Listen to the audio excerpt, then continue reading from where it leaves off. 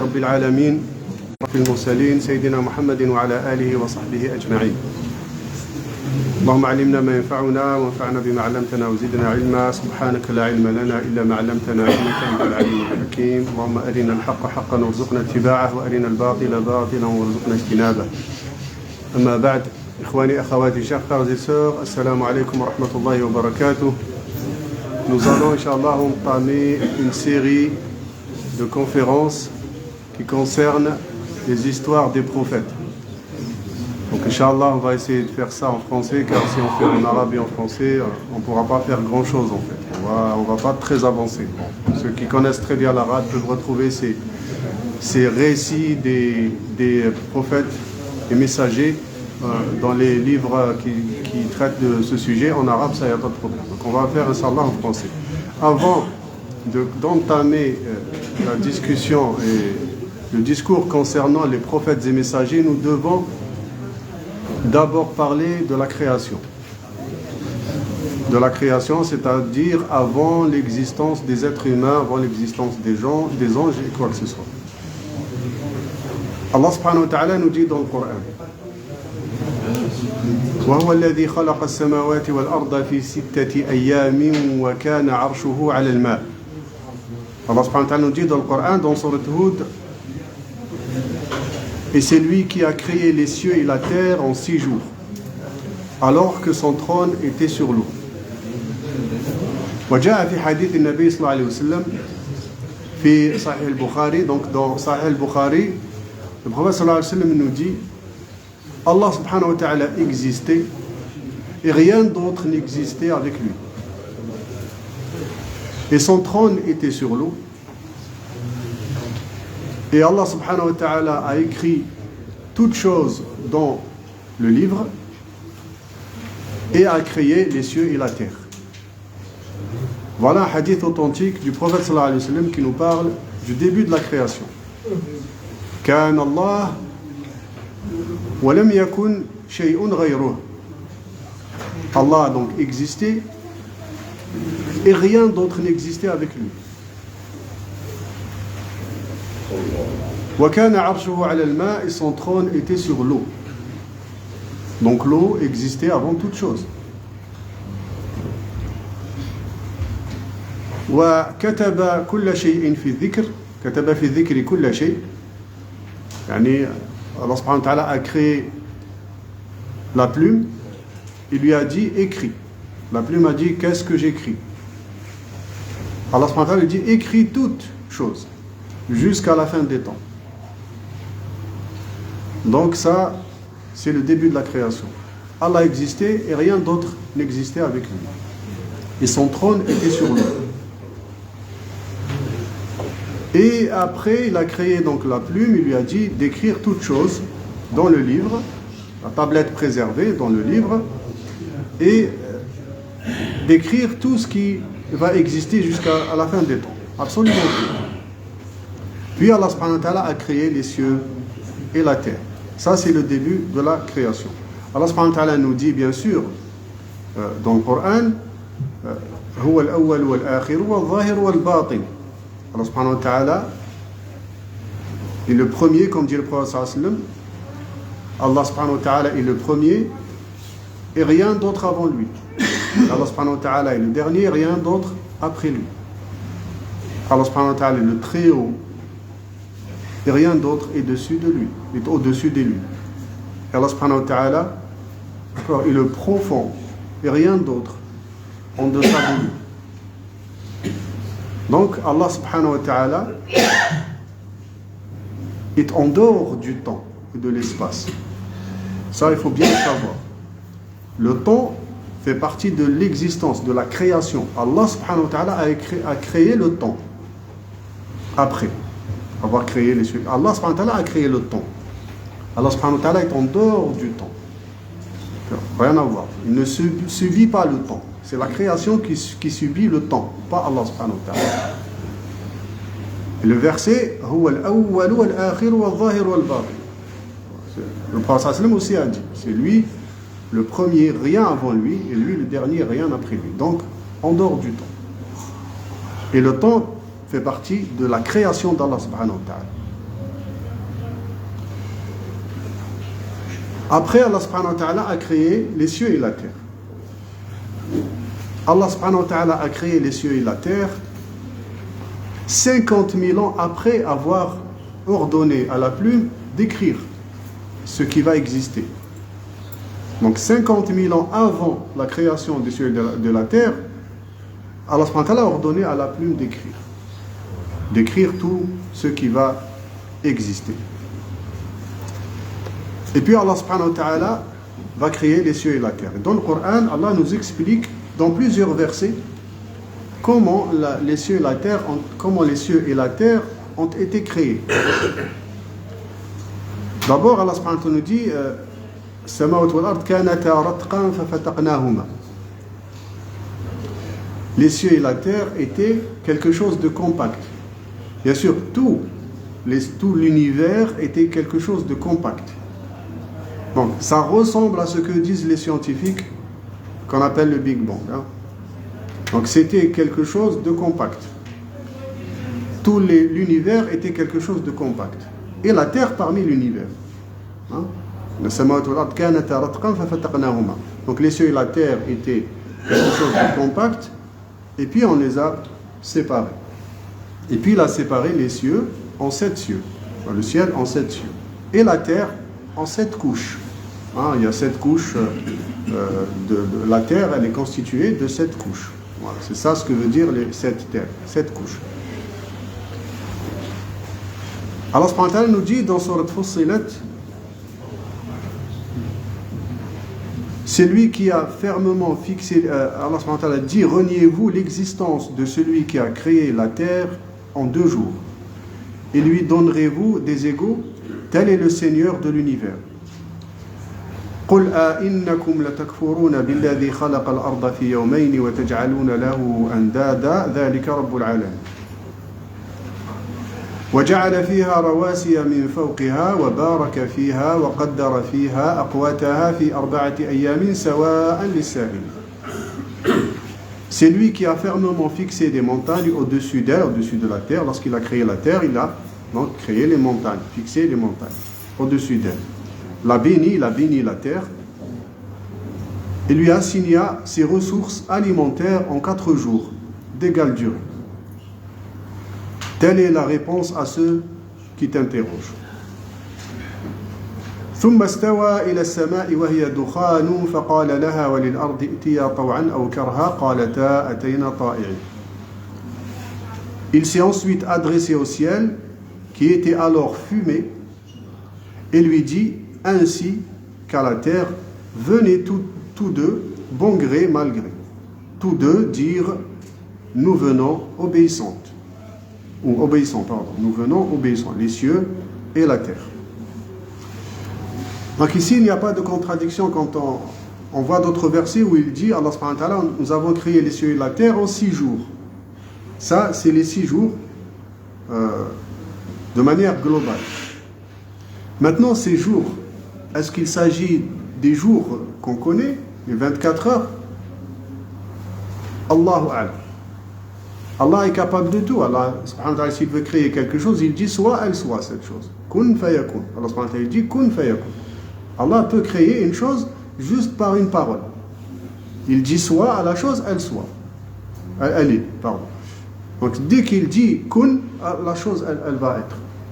Mais Allah subhanahu wa ta'ala a mis des règles scientifiques, des règles physiques, des règles biologiques, tout ça pour la création. C'est des règles qu'Allah subhanahu wa ta'ala a mis en place. Des règles, des lois universelles. Donc si l'univers a pris des millions d'années pour être comme il est aujourd'hui, pour Allah subhanahu wa ta'ala, ça ne change rien du tout. Pour nous, oui, ça peut être des millions d'années. Mais pour Allah subhanahu wa ta'ala, c'est rien du tout, ces millions d'années. Donc Allah subhanahu wa ta'ala ne subit pas le temps. Donc si Allah subhanahu wa ta'ala dit 1 jour, 2 jours, ce sont des périodes. En 6 périodes. Combien vaut cette période? Allahu a'lam. Ce jour-là, combien il vaut? Allahu a'lam. Il n'y avait pas la terre qui tourne autour d'elle-même en 24 heures pour dire c'était le nombre de jours qu'on connaît aujourd'hui, c'est 24 heures. On ne sait pas, Allahu A'lam, le nombre de jours, combien dure ce jour dont Allah subhanahu wa ta'ala parle dans le Coran. On ne sait pas. Car il y a des jours où Allah subhanahu wa ta'ala dit tel jour peut valoir 1000 ans, tel jour peut valoir 50 000 ans. Ça, il y a aussi des versets dans le Coran comme ça. D'accord? Donc le jour, c'est cette période-là. Ça peut être 24 heures ici sur la Terre, parce que nous, on vit, la Terre tourne autour d'elle de 24 heures. Sur notre planète, le jour, c'est autre chose. Hein. Sur Mars, je crois, c'est 200 jours. Je crois que c'est à peu près presque une année, le jour sur la planète Mars. Donc, ces périodes-là, un jour, hein, ça peut varier selon ce qu'Allah subhanahu wa ta'ala a décidé. Donc, un jour, c'est une période. Le jour dernier, le prophète sallallahu alayhi wa sallam a dit, c'est un jour qui vaut 50 000 ans. Donc voilà, donc cette histoire de jour, Allahu a'lam, Allah il sait ce que veut dire ces jours-là, cette durée-là. En tous les cas, Allah subhanahu wa ta'ala nous dit qu'Allah subhanahu wa ta'ala a créé la terre en 2 jours, donc en ces 2 périodes-là, d'abord, puis après il a créer tout ce qu'elle contient comme nourriture, etc., animaux, en 4 jours. Donc ça fait 6 jours. Mais en même temps, il a créé les cieux. Il a dit au ciel qui était vapeur, qui était un gaz. D'après certains exégètes, ils disent donc l'eau qu'Allah subhanahu wa ta'ala, le trône sur lequel était le trône d'Allah subhanahu wa ta'ala, ils disent cette vapeur-là provient de cette eau-là. Donc ce gaz-là provient de cette eau-là. Et ce gaz-là, compact, est devenu compact, et puis Allah subhanahu wa ta'ala a créé les cieux et la terre. Allahu a'lam. Donc ça, on peut regarder avec les astrophysiciens qui savent très bien comment l'univers a été créé. Les histoires de gaz, comment ça se condense, comment ça s'étale, etc. Tout ça, c'est scientifique. Et ça n'a pas... Il n'y a aucune contradiction avec les versets qui sont dans le Coran. Il faut bien savoir que le Coran, n'est pas un livre scientifique. C'est un livre, c'est la parole d'Allah subhanahu wa ta'ala qui nous explique les choses de manière globale. Et qui ne rentre pas dans les détails scientifiques, techniques, comme on connaît aujourd'hui. Quand Allah subhanahu wa ta'ala dit un jour, 6 jours, c'est 6 jours. C'est des périodes. Ça peut être des millions d'années, Allahu a'lam. Donc voilà, il n'y a pas de contradiction entre le Coran et les vérités scientifiques, entre guillemets. Et quand on dit vérité scientifique, parfois on peut sourire. Il y a des choses qui sont vraies aujourd'hui, demain elles seront fausses, ainsi de suite. Bon, non. La vapeur, un gaz, Dukhan, un gaz. C'est Dukhan qui est marqué dans le Coran. Dans le Coran, c'est marqué Dukhan. Dukhan, vapeur ou gaz, ou fumée. Fumée, gaz, tout ça, ça ressemble. Quand on dit fumée, c'est un gaz. La vapeur, c'est un gaz qui contient des molécules d'eau, tout simplement. Hein? D'accord? La fumée, c'est un gaz. Ça contient du dioxyde de carbone. Donc, ce que contient le gaz, c'est un état de la matière. La matière peut être gaz, elle peut être liquide, elle peut être solide. Elle peut être solide. Donc c'était un état gazeux. Et effectivement, l'univers était un état gazeux. Donc ça, tout le monde le sait, les scientifiques le savent, ça, il n'y a pas de problème. Donc quand Allah subhanahu wa ta'ala parle de fumée, de dukhan, un gaz, c'est tout à fait normal. Mais rentre pas dans les détails de ce que c'est que ce gaz ou cette fumée. Allah subhanahu wa ta'ala ne nous a pas révélé un livre scientifique. D'accord? Donc c'est les vérités scientifiques ou tout ce qui a été vérifié de manière scientifique ne sont pas en contradiction avec ce que dit le Coran, il n'y a aucun problème, d'accord, mais sans que les détails ne soient cités. D'accord. Le Coran, donc la parole d'Allah, le Coran parle de choses de manière globale, que tout le monde comprend, et surtout ceux qui vivaient avec le prophète sallallahu alayhi wa sallam à son époque comprennent très bien ce que c'est que fumée, dukhan. Ils savent que dukhan, c'est un gaz, d'accord. On ne va pas dire gaz, ils ne pourront pas comprendre. Mais on sait que voilà, l'univers était un gaz. Ça, tout le monde le sait, les scientifiques le savent. Donc, dukhan, gaz, fumée, c'est pareil. Il n'y a pas de problème. Il n'y a aucune contradiction. Et la durée, pareil, il n'y a pas de contradiction. Donc, les cieux et la terre étaient un gaz compact. Puis Allah subhanahu wa ta'ala a ordonné qu'il y ait une scission, Big Bang, tous les gens appellent ça le Big Bang, Allahu A'lam, hein, c'est la tendance aujourd'hui, mais en tous les cas, Allah subhanahu wa ta'ala nous dit que les cieux, la terre étaient quelque chose de compact, un gaz, etc. Et Allah subhanahu wa ta'ala a ordonné qu'il y ait cette explosion, cette séparation de l'univers en plusieurs cieux, hein, et voilà, et la terre qui a été créée de manière particulière pour accueillir l'être humain, pour accueillir la vie et l'être humain. Est-ce qu'il y a d'autres vies? Allahu a'lam. Allah subhanahu wa ta'ala nous dit dans le Coran wa yakhluqu ma la ta'lamun, et il crée ce que vous ne connaissez pas. Allahu a'lam.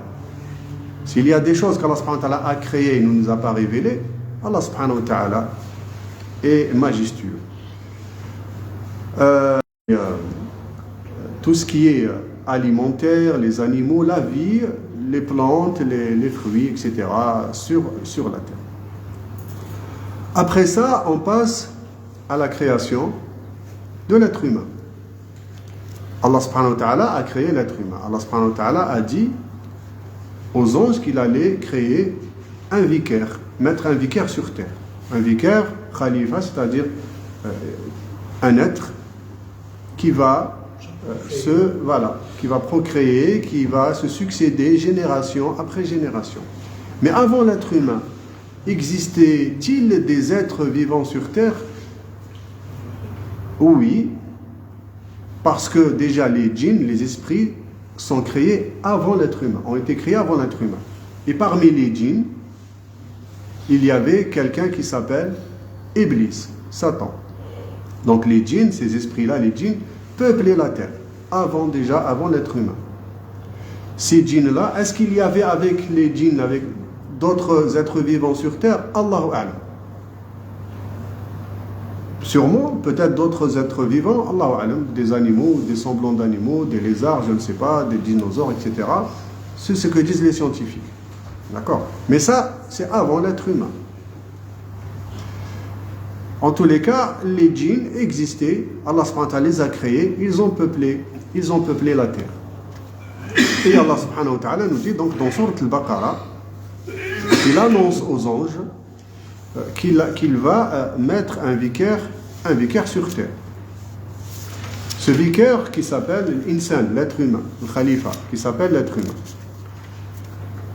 Allah subhanahu wa ta'ala nous dit وَإِذْ قَالَ رَبُّكَ لِلْمَلَائِكَةِ إِنِّي جَاعِلٌ فِي الْأَرْضِ خَلِيفَةً قَالُوا أَتَجْعَلُ فِيهَا مَنْ يُفْسِدُ فِيهَا وَيَسْفِكُ الدِّمَاءَ وَنَحْنُ نُسَبِّحُ بِحَمْدِكَ وَنُقَدِّسُ لَكَ قَالَ إِنِّي أَعْلَمُ مَا لَا تَعْلَمُونَ.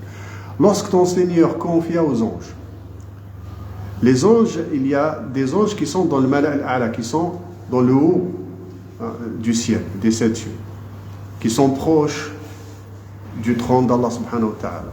Ces anges-là, Allah subhanahu wa ta'ala leur a adressé la parole, il leur a dit: je vais établir sur la terre un vicaire, khalifa. Ils dirent: vas-tu y désigner un qui mettra le désordre et répandra le sang, quand nous sommes là à te sanctifier et à te glorifier? Allah subhanahu wa ta'ala dit: en vérité je sais ce que vous ne savez pas. Effectivement, donc les djinns qui peuplaient la terre commettaient beaucoup de transgressions. Commettaient des transgressions, répandaient le sang, etc. Ça, c'est une des versions exégétiques de ce verset-là. Car il y a une autre version, où les exégètes disent que Allah subhanahu wa ta'ala a permis aux anges d'aller regarder dans la tablette préservée, dans ce livre-là qui annonce ce qui va se passer dans le futur. Et donc ils ont vu ce que l'être humain va accomplir sur terre. Ils ont vu donc les guerres, le sang qui est répandu, etc. Donc ils ont dit: si Allah subhanahu wa ta'ala, si tu veux créer un être qui t'adore, nous t'adorons. Donc ils se sont posé la question, si c'était la raison, la sagesse pour laquelle tu vas créer cet être vivant, pour t'adorer, nous sommes là, on t'adore et on ne transgresse pas. Allah subhanahu wa ta'ala a dit non, moi je sais ce que vous ne savez pas. La sagesse pour laquelle il a créé Allah subhanahu wa ta'ala l'être humain, il n'y a qu'Allah subhanahu wa ta'ala qui le sait. Allah subhanahu wa ta'ala dit je sais ce que vous ne savez pas.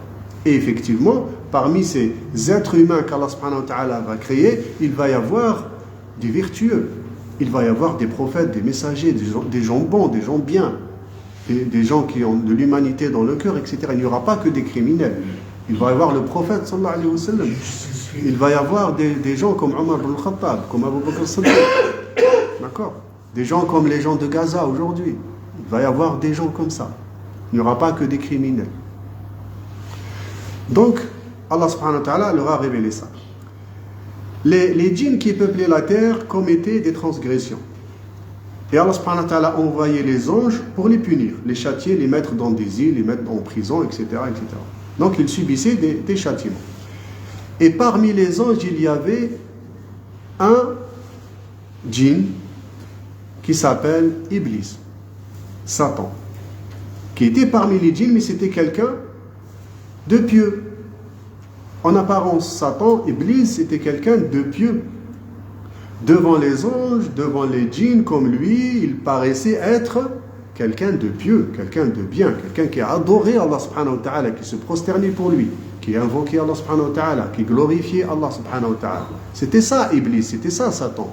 Il était parmi les anges, qui étaient dans le mal al-a'la, dans cette partie-là du ciel, tout en haut du ciel, du 7e ciel, proche du trône d'Allah subhanahu wa ta'ala, et vers les entrées du paradis, vers le paradis. C'est là que vivait Iblis.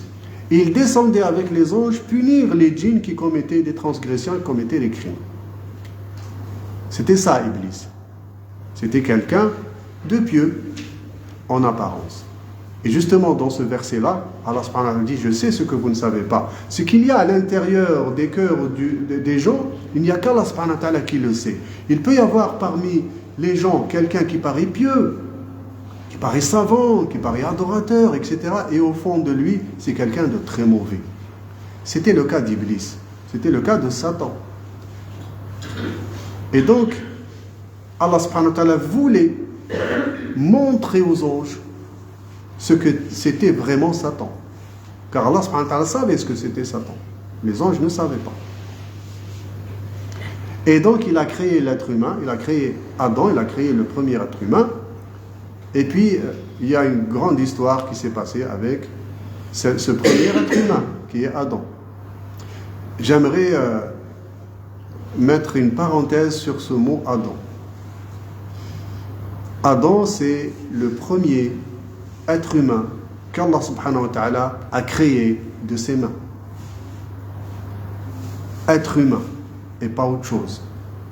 Pas un singe, pas un gorille. Un être humain. Allah subhanahu wa ta'ala l'a appelé Adam. On va voir pourquoi il est appelé Adam. C'est relatif à la constitution de la terre, aux constituants de la terre en fait, aux couleurs que porte la terre. Car il y a plusieurs couleurs et ça tend vers le mat, le plus mat, le couleur noire, etc. Jaune, rouge, on va voir.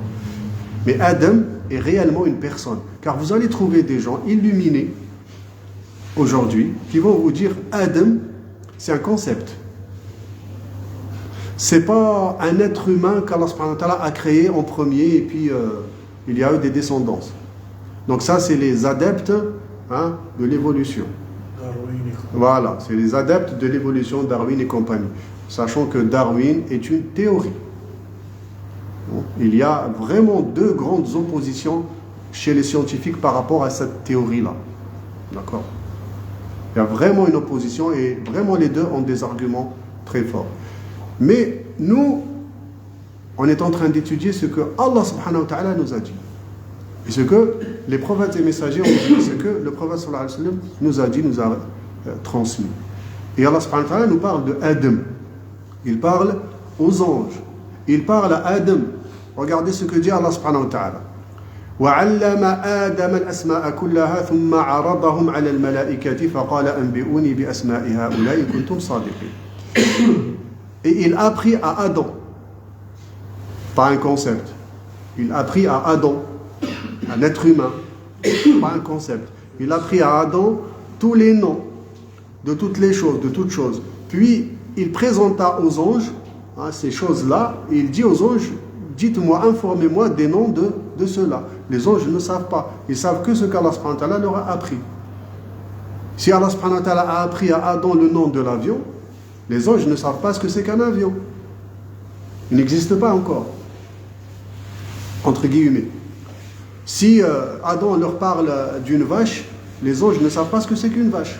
Ils n'ont pas encore vu des vaches, il n'a pas encore créé les vaches, Allah subhanahu wa ta'ala, par exemple. Donc voilà.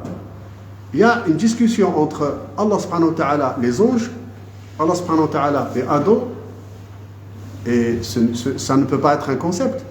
Allah subhanahu wa ta'ala ne peut pas discuter avec un concept. Il ne va pas discuter avec un concept. Les anges, il ne va pas leur dire voilà le concept, ce que dit. Non, c'est Adam, c'est un être humain, un être vivant, comme Allah subhanahu wa ta'ala l'a créé. Adam, l'être humain. Et c'est le nom, et ce n'est pas un concept, dans toutes les autres religions, c'est la même chose. Dans la Torah, dans les évangiles, c'est pareil. Adam est un être humain, pas un concept. Puis Allah subhanahu wa ta'ala dit قالوا سبحانك لا علم لنا إلا ما علمتنا إنك أنت العليم الحكيم. Donc il dit gloire à toi, nous n'avons de savoir que ce que tu nous as appris. Certes, c'est toi l'omniscient, le sage. قال يا آدم أنبئهم بأسمائهم. Puis Allah subhanahu wa ta'ala s'adresse à Adam. Ô Adam, il lui dit ô Adam, informe-les de ces noms. Les noms de ce que Allah subhanahu wa ta'ala a créé ou va créer. Et Adam connaissait ces noms-là. Donc il ne s'adresse pas à un concept ici, Allah subhanahu wa ta'ala. Il s'adresse à un être humain, qui est Adam. Puis quand celui-ci les eut informés de ces noms, Allah dit, ne vous ai-je pas dit que je connais les mystères des cieux et de la terre, et je sais ce que vous divulguez et ce que vous cachez. Et là, il insinue qu'il y a parmi vous des gens qui cachent, des êtres qui cachent. C'est Iblis, c'est Satan. Il y a parmi vous quelqu'un, ou des gens, ou des personnes qui vont cacher des choses dans leur fort intérieur. Et justement, c'est Iblis. Et on regardera, Inch'Allah, demain, comment Adam a été créé. Comment Adam a été créé. Allah subhanahu wa ta'ala a ordonné sa création de terre, puis d'argile, puis d'argile qui ressemble à une poterie, etc., etc. C'est en plusieurs phases. Inch'Allah, on regardera ça demain. Jazakumullah khairan. Wassalamu alaikum wa rahmatullahi wa barakatuh.